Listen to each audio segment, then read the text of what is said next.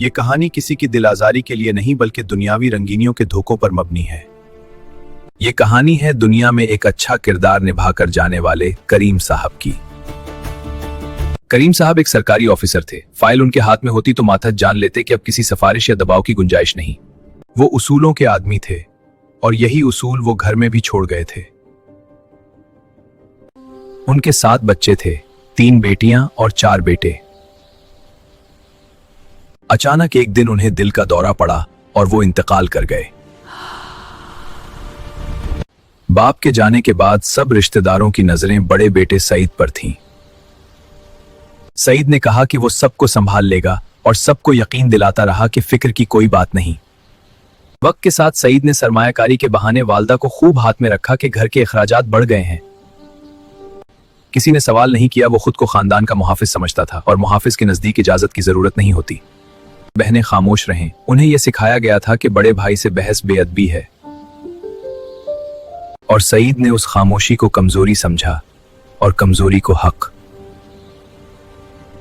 छोटे भाइयों ने भी सब्र को अक्लमंदी समझा। वक्त गुजरा, सब बालिग हो गए। जब विरासत का सवाल खुला तो जवाब मौजूद ना था।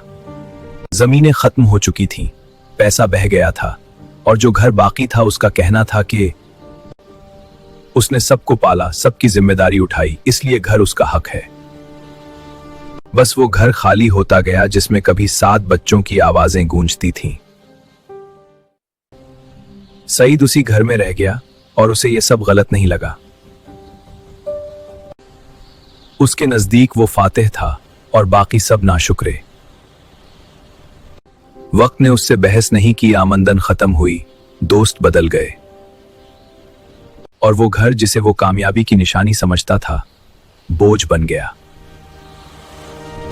मगर सईद ने कभी ये नहीं माना कि उसने कुछ गलत किया है। इसके लिए हालात ही जालिम थे, लोग ही खुद गरज थे और दुनिया ही बेवफा थी।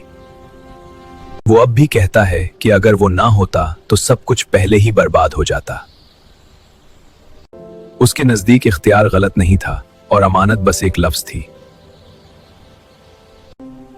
उसके पास अब सिर्फ घर है मगर मुकम्मल खानदान नहीं।